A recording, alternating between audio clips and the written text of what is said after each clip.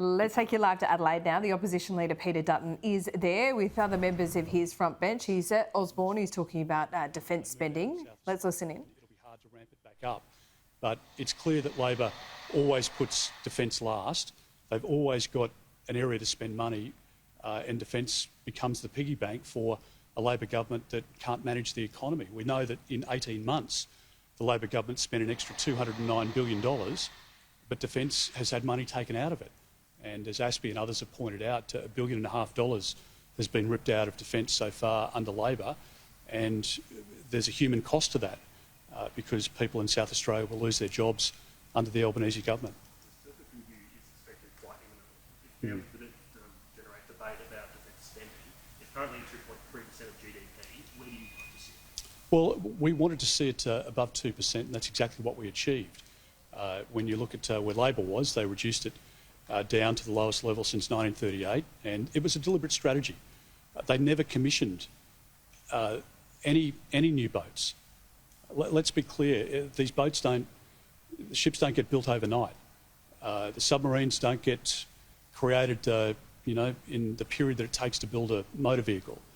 There are many years involved here, and we paid the price for that inaction when Labor was last in power. And unfortunately, they're reverting back to type. And Mr Albanese was the Deputy Prime Minister in the Rudd-Gillard period, and he was sitting around the Expenditure Review Committee taking decisions which negatively impacted on South Australia and WA and other defence industry locations. And I really worry that they are not taking our defences seriously, and a withdrawal of that investment and a creation of a valley of death here in South Australia is just a very bad repeat of the bad years of the Rudd-Gillard government. Staying with the Navy here, Commander Kingley Scarce was relieved of his duties a number of months ago. What does it say about the culture in the Navy that a commander can be stood aside for alleged drunken behaviour and officers are accused of being involved in a sexist WhatsApp group? Well, it says that one individual is under investigation, and I'll leave that matter for the investigation. And what it says about the 99% of the men and women of the Australian Defence Force is that they're world class.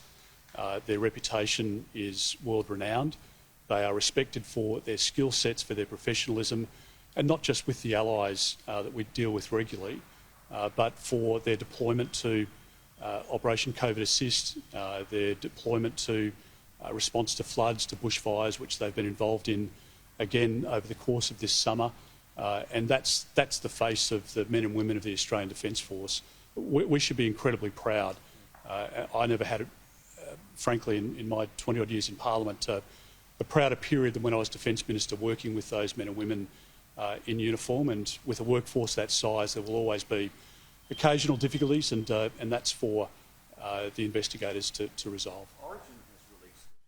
And that's where we leave Peter Dutton there. He is speaking live in Adelaide about defence spending, among other things.